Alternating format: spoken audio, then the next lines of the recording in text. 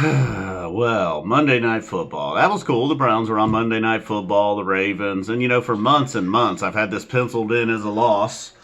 Uh-oh, COVID cough. Oh, boy, COVID breakdown. COVID Parky was not on it at times tonight. It was a wild one. And the final score is 47-42. It was really 45-42. Browns took the lead late, 35-34. It looked at that point things were looking good. Trace McSorley was in the game, and then he gets injured. Lamar Jackson comes trotting back out on the field. That just did not seem good. It was fourth down at that point. It's like he had to come out cold and make one play, and he did, of course. They take the lead, but that's all right. They scored quickly. Then Cleveland comes back down, and they tie it up at 42-all. But the problem was Cleveland scored too quickly. Baltimore's secondary was all banged up. Hunt got the touchdown. Baker looked good on that drive. Baker looks good most of the night. That one interception really wasn't a Baker thing. That play was a Bauer, whoever that guy for Baltimore is. Man, he just made a hell of a play. Kind of faked Baker out a little bit, and then Baker's like, you might have faked me out for a second, but I'm still getting that ball in there. Nope, intercepted. And then right before the half, Stefanski's pretty much just been on it all year. Almost perfect with the clock management and just overall play calling, the coaching. But right there before the half, it was 14-all. Cleveland gets the ball back.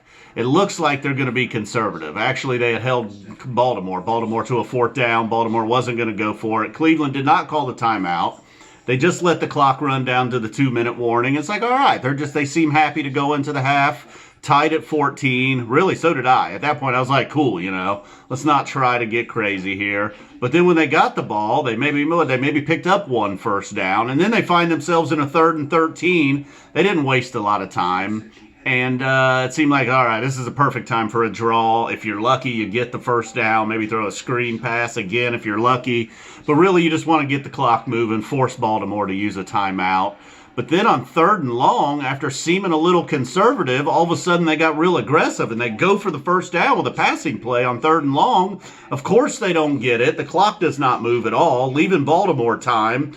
Baltimore goes down, scores a touchdown, goes up 21-14 at the half. They get the ball at the second half, and then boom, 28-14. That was the first time I thought the game was over. But then Cleveland answered. They were like, no, we're not done with this yet. They come back, they score a touchdown. That's when COVID Parky strikes for the first time. He had already missed a field goal earlier, too. So then he misses the extra point. It's 28-20, and then they stop Baltimore again. So it's like, all right, Cleveland's going to get the ball back. Like they fell behind, looked like they were out of it. They scored, stopped Baltimore. They're in position to tie the game, and that's when Baker throws that interception. Nice play, like I said, nice play by the guy by Baltimore. So then, of course, they turn that interception into a touchdown, go up 34-20, going into the fourth quarter. Browns down by 14. Then they get a big play from Higgins, a big touchdown from Higgins, go for the 2-point conversion. Now Stefanski all of a sudden hitting the gas again, getting aggressive. It's 34-28 at that point. Lamar Jackson's out of the game. Once McSorley's in there, they stop Baltimore. They go down and score, Cleveland does, going up 35-34. And then, that's when the thing happened. McSorley leaves the game with an injury. Jackson comes in, throws that pass to Andrews. And Andrews, boy, I don't know statistically for sure, but Andrews seems like he's a Browns killer, right? Every game.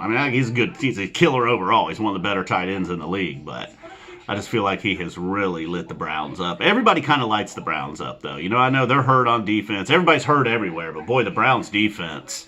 Outside that defensive line, they're pitiful. The linebacker, that missed tackle by Mack Wilson tonight, It'd have been nice to have Joe Schobert in there at the linebacking. And then they're beat up in the secondary. Somehow Sendejo's the one guy that stays healthy. He never gets hurt.